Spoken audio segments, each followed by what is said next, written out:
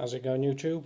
Today I'm bringing you the review on the I10 TWS and the TWS f10 Pros. Just bringing you a little review from myself because I've had a look at some videos online and there was nothing on the f10s, if anything really, and the reviews on there weren't, well, it didn't really give me enough information, so I just thought, I'd do a little video myself and just give you a bit more in depth on the f10's performance, battery, and just what they're like in general, on a day-to-day use. Now you've probably seen plenty of videos on the i10s, pretty much the one-to-one copy of the Apple iPods, but at a fraction of the price. I believe I bought these Christmas time for about $29.99. But if I'm honest with you, I had no end of problems with them. I think potentially I just got a bit of a dodgy unit.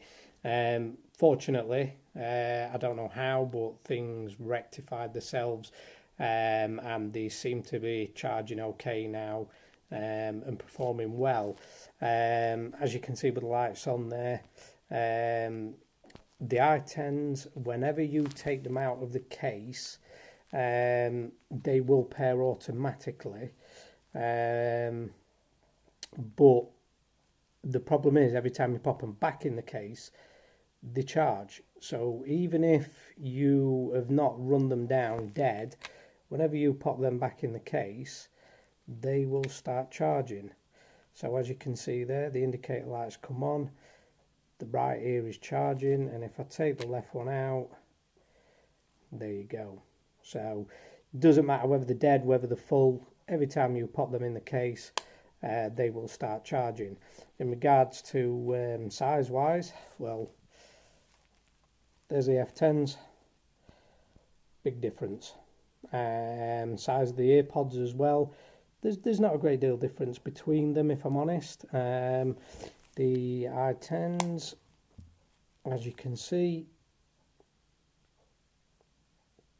pretty good copy. I wasn't after a copy, if I'm honest. I just wanted something functional, something that was of Bluetooth, and was easy, well, just discreet. Now as you can see on the f10s there, you do have the LEDs that flash. These do turn off once connected to your phone, so you don't get that issue constant. It's literally just while pairing. If you look at the size, there's not that great deal of difference. A little bit chunkier, a little bit bigger on the f10s, but in general there's not that much of a difference. Comfortability wise, they're both just on par. You can easily wear these for an hour or two, and you don't really notice. The sound quality, again, I would say they're on par. Some people beg to differ. For me, as I say, I wasn't really too worried about sound quality or anything. It was just something so I didn't have to mess about with a cable and everything else. With everything going to USB Type-C, and the fact that there's no 3.5mm jack anymore, for me it just got to a point where might as well move on, might as well get something that's Bluetooth, and it wasn't that I wanted massive earphones. Again, just something that I'd pop in my pocket, no hassle, and these totally fit the bill. Now in regards to your personal preference, would it be the TWS or the f10s? The battery life on these, absolutely phenomenal. You can charge this up, and this case as well will also charge your phone. So for instance, you get an on-the-go connector in the box, which I'll show. If I can get it out of the box. Here we go. So you get the on-the-go connector. That obviously just pops into the bottom, connects right in there. You put your lead in there and pop it into your phone, and off you go. You've got your center power bank. As simple as that. These babies will probably charge multiple times, probably last year, a good month or two charging on these. Sound quality wise, absolutely fine. Again, you're not paying for a premium product, you know, hence the price, 30 quid, but it gets the job done. The sound quality on the I10s, again, absolutely spot on. You know, if you've got a problem with bass, download an app, whether it's a music player app with some equalizer options, or whether it's just an app that'll boost your bass. You know, there's options out there. So in respects to quality, the I10s feel pretty good. Look spot on. You know, you wouldn't know if you were going down the street with these in your ears, people would probably assume that you were wearing the Apple iPods.